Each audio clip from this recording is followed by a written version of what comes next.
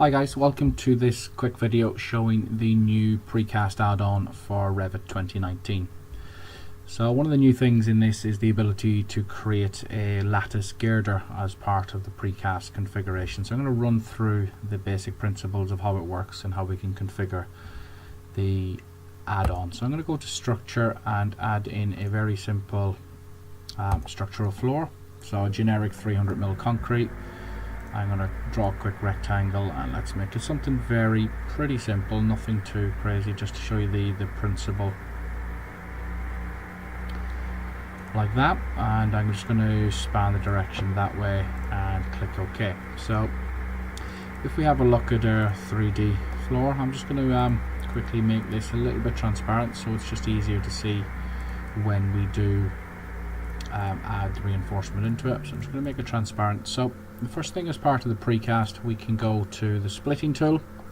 This will run the splitting routine, then we can reinforce, then we can produce the shop drawings. But before I do that, I'm just going to click the configuration, and as part of that now we have a new section for a girder slab. So if I click into the girder slab, first things we can do is configure the minimum and maximum slab width. So I can say that minimum 600, max slab width 2500. We can put a weight in and we can also put gaps between it.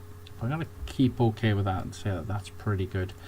Then under the reinforcement types, we can actually build in catalog entries for how we can get the reinforcement to work within the girder slab, and it comes with two defaults, but I'm going to click in and edit these and just to show you what's in here. So first of all, we have a steel bar, so we can reinforce the bottom of the slab. So there's different types. We can go with a mesh, we can go to a bar or a truss. So I'm just going to go with some steel bars.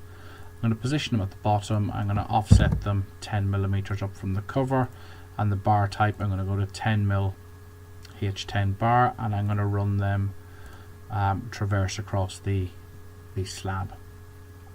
We can then go into the truss section, and in here we have a reinforcement type, and then we have a truss, bar or a mesh. So again, I'm going to select truss, and that will then look to two new families within the add-on. So we have a girder, slab, lattice, and then we've got another one, and then we've got a type within each of them. I will come back to these just to show you where these are and how these are configured in a little bit once we place the girder lattice in the bottom of the floor. So then we have max distances, we've got offsets for openings, and then we've got distribution controls.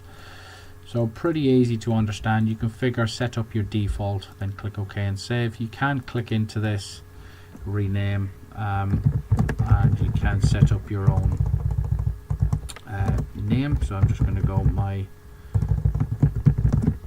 girder slab, my girder truss even, and that will configure that catalog add-on. We can do the same if we wanted a separate one, so we can build up multiples if we want, but I'm just going to go with my girder truss for now. And then we have the ability to control the shop drawing engine. So in here I've selected a particular template, whether we're showing the center of gravity, whether we're not. We've got a dimension type, and then we've got distances and reference lines. This was pretty much the same as per the rest of the shop drawing configurations within the system, and then we can click OK. You will notice down here there is a data folder, so data folder location, C, program data, Autodesk structural precast. And if I just quickly browse to that, so we go to program data, Autodesk, and it's not within the Revit folder, it's now within its own structural precast. And then this is where we have all the families, EN for English, and sort of I mentioned to you earlier on where we have the mounting parts, and then this is where the two new lattice girders are controlled. So we've got unsymmetric, and then we have a standard symmetric one. So I will come into them in a little bit, but I'm just going to reinforce this floor. So first things first, I'm going to go to precast, and then we can split it, and we set the girder slab option, and that will just split it nicely into 4 parts. If I select this assembly, you will see now that we have this in it here. We can then go in, click precast, and I can immediately go to reinforcement, and this will automatically look at my catalog entry. So I've got a no reinforcement, and I've got my version of my girder truss. Again, I could click edit, change its defaults, but again I'm just going to click OK and let the system go in and reinforce. You'll see that it has added in these girder trusses. So you can see that it's a girder truss, girder slab, unsymmetric type 1. You can click edit type and you'll see that it is just a model element. And you will see that I also have reinforcement, which if I change my visibility controls, I can now see my reinforcement. We can look at it from the left side and you'll see you've got your truss, and then we have our main bars. So pretty simple. You just set up your default and this will automate the placement. Then we go to precast, then we can click shop drawing and it will go off and create the views necessary based upon the assembly, and then automate the sheet location. And you can see in here that we've got some basic views with the set out, center of gravity if we need it, so plan, elevation, section, and then we have a 3D view, and then just standard scheduling that you can do. You can see the schedules are being populated. So we've got a rebar schedule as well, so if we wanted to put that onto our sheet, again you can set this up within your template if you wanted to show that. So that is pretty much it. To take a step back then, if we look at the 3D model and we select this family, we can go in and edit it, and you will see that this is the unsymmetric, and this is made up of model groups.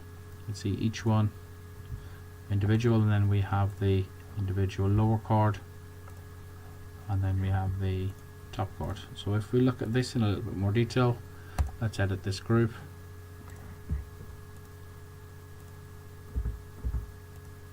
Or edit this family. We go in, we see that this is a diagonal view of the families, and these are just made up of generic model elements, and they're just a sweep. So you can see that you could go in, create your own lattice girder configurations for how you want the webbing to work. So I'm just going to close that down.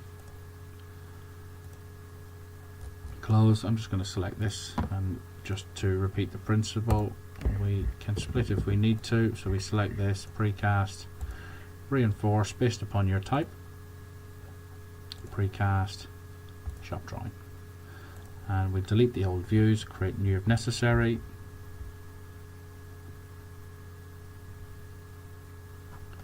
and there we have it. Pretty simple, pretty easy to use. So a really cool bit of technology that's been added. Just a matter of setting the system up, configuring your families, and you should be pretty much able to create girder trusses in the precast. So thank you very much for joining me. Check out my YouTube channel for any more content.